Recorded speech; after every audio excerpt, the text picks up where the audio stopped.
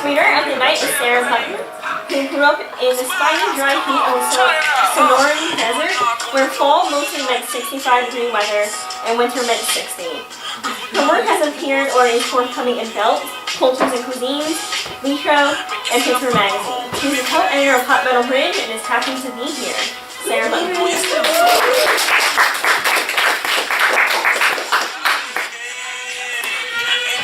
We do this song in my hip-hop aerobics class.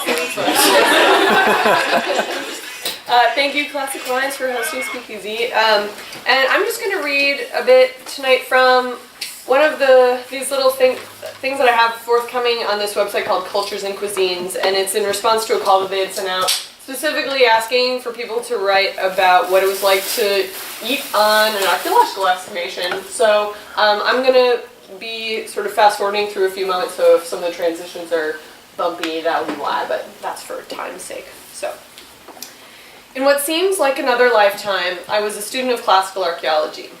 Summertime meant the uncovering of bones and rocks and, if we were lucky, coins or mosaics or religious offerings. It meant long days in the Italian sun carting around wheelbarrows and learning how to say shovel in 3 languages. While our finds were exciting and indeed crucial to the narrative of Etruscan culture, what I loved most was the family we built summer after summer. At Campo della Fiera, a field school outside the Umbrian hill town of Orvieto, my family was comprised of Italians, some Americans, a handful of Dutch, and a smaller handful of Swiss.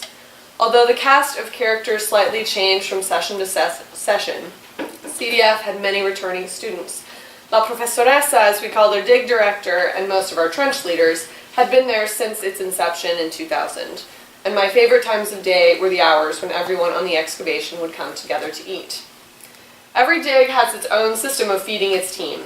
These vary widely, and whether lunch is a hot meal or a cold one often depends on budget, facilities, or proximity to the dig site.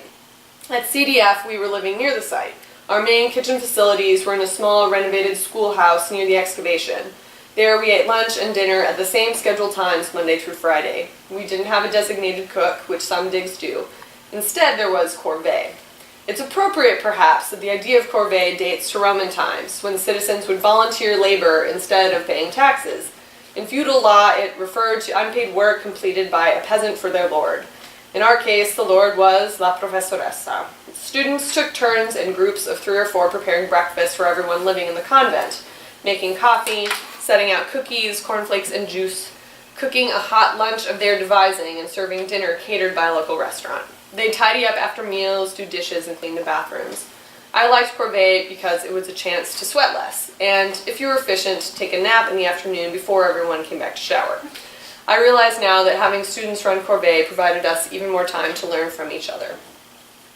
Life begins to revolve around food in a different way on a dig. This is not just because we work with our bodies, swinging pickaxes and hauling dirt, palms bubbling with blisters that soon turn to calluses, badges of our labor.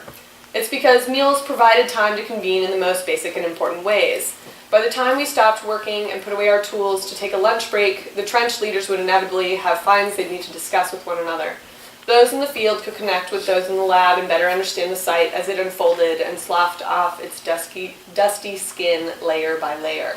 They sat away from the students on the other end of the dining room. La Professoressa always sat in the middle, and the way the tables were arranged, she could have been Jesus in the midst of the apostles at the Last Supper, looking out over all of us. Meals were the time for celebration, and if a particularly revelatory artifact had emerged that day from a trench, its leader had to bring Prosecco to dinner that night for the whole crew. These were uncommon and therefore most special, not only for the Prosecco, but for the simple fact that each popped bottle of Brut or Dolce meant we had dug a little closer to a truth. We had learned a little more about history. In the process of preparing and eating any meal, learning about food happened too. On the dig, I learned how to measure the correct amount of pasta to feed 50 hungry people, how long it takes a giant pot to boil that holds enough water for said pasta, how to turn leftovers into a new dish. It was in Italy where I first learned how to make coffee, not with a filter and a drip, but in a hectagonal metal bialetti. I can still see my friend Giovanni standing in front of the stove top in the convent kitchen. The lights were on, even though it was morning. His long hair is pulled into a ponytail hanging down his back. He's running the faucet to bring water up to the safety valve. He's scooping coffee grounds into the funnel. He warns me not to pack the grounds too tightly, otherwise it won't work. We are still close, 7 years later.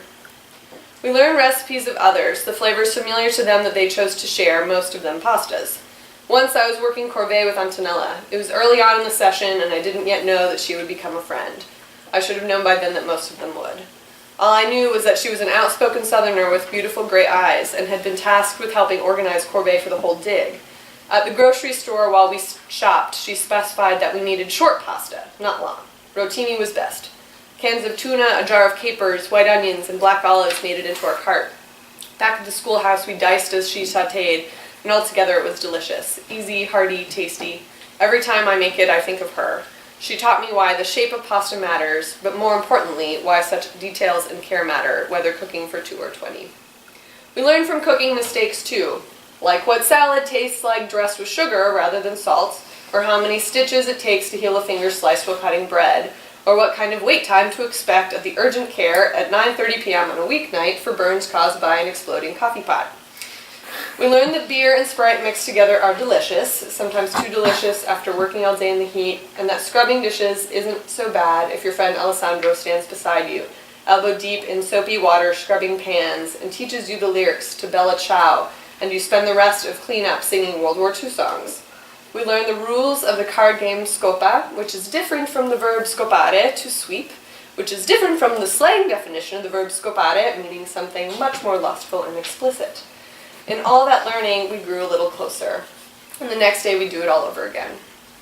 Dinners were a ritual more sacred than the looseness of breakfast or the midday exhaustion of lunch. This ritual started at the bar. Freshly showered, we'd arrive like pilgrims in pairs or trios, converging around the same time for a beer or an aperol. We'd push together chairs and tables, creating rings of seats.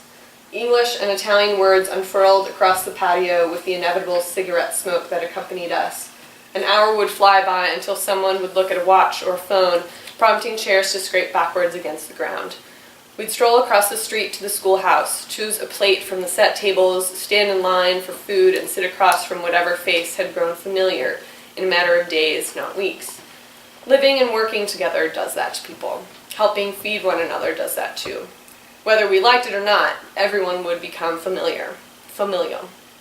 Mealtime was loud, as I thought it should be. Those meals were not memorable because they were, each and every one, divine or postcard worthy. The food was less important than the meal, the nutrients less important than the time. It was where life on the dig took place. The trenches and the labs were our office. The table was our home. Dinner didn't end with the clearing of plates. Rather, as eating wound down and cups of coffee replaced cups of wine, someone might bring out a guitar. We had a great many someones who were musically inclined, and music, like food, is less beholden to the borders of language and politics our world creates. So it was that on many nights, while the corvée team cleaned and La Professoressa talked with other supervisors, we would sing. We gathered chairs and pulled benches onto the gravel patio next to the schoolhouse. Someone might lean against the door jamb, creating silhouettes in the threshold between the dining room's light and the nighttime blackness. More English and Italian drifts this time, not in conversation but in song. On a dark desert highway, cool wind in my hair, and hello darkness, my old friend, I've come to talk with you again. The vowels stretch and dance in the mouths of non-native speakers, most of whom know these lyrics far better than I. Sometimes we enter the world of Italian prog rock and folk with haunting ballads of blind love or funny ditties ribbing the church. I will never forget when a very special person would accept our pleas for her to play. I see Claudia, an esteemed archaeologist, beloved trench leader, La Professoressa's right-hand woman, as I always will, bashfully refusing the guitar before gently accepting it with a close-lipped grin and a bob of her head. It is her old friend and confidant, it seems. To her we listen more raptly, more deeply than to anyone else. Eyes closed, she strums and raises her voice with a strength and melody we never hear her use during our daily work. It was in these moments at the end of a long day with our bellies full that an intangible joy settled over us. It's never until much later we ever realize how meaningful these moments are. The curse of getting older is reflecting on when we took such moments for granted. I left archaeology in part because I realized I didn't love it. I loved CDF. More than the days digging, I yearned for the nights singing, the hours talking over empty plates. And when I got the news 3 years ago that Claudia had committed suicide, I couldn't help but ache to be with those people I hadn't seen in years. Sharing meals was not the only thing we had done together to solidify our friendships, but it was more than enough to remind me what a dig can be when it's at its best. Homecoming to a home we didn't know we wanted. Insight into family we didn't know we had. Thank you.